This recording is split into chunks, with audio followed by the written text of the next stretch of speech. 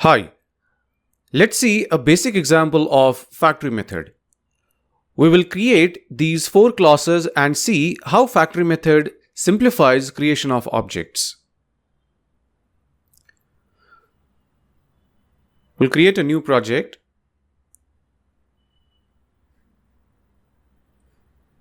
First, I'll create a blank solution and I'll put all the projects in this solution. I'll call this factory method.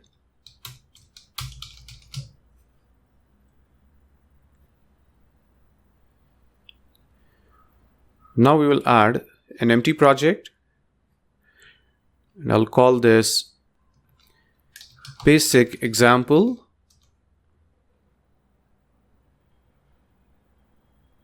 And first we will add the classes of the product hierarchy. I'll add product base class. This will have a dummy function called operation, and this will be pure virtual.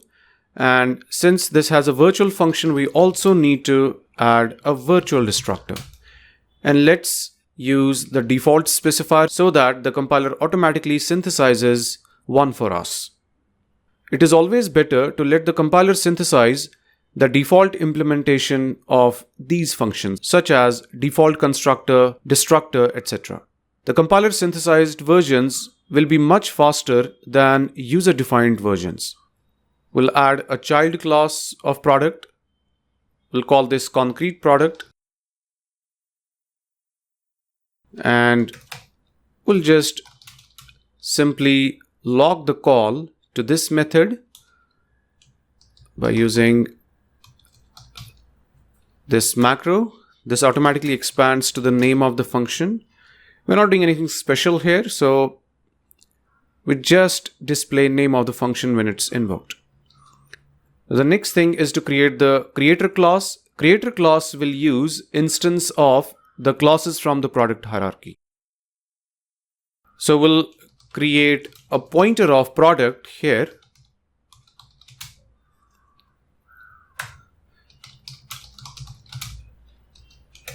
And we'll add the function and operation.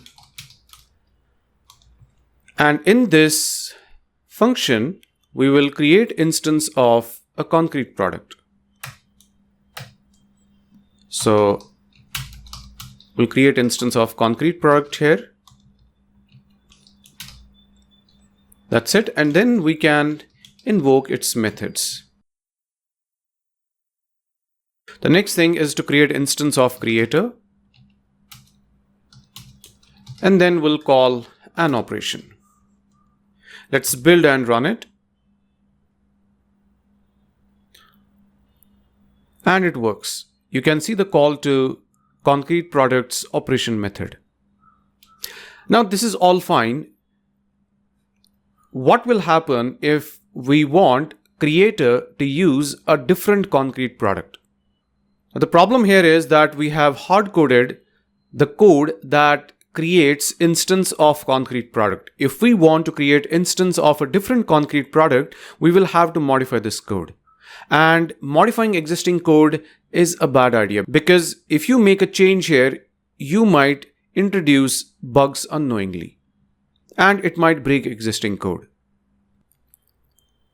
So let me add one more class here, a child class of product, and we'll call this concrete product 2. And this will also inherit from product.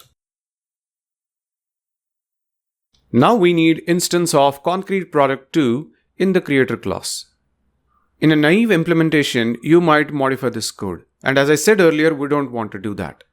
So this is a situation where we will implement the factory method. But we will stop here for now. We will see the implementation of factory method in the next video. See you there.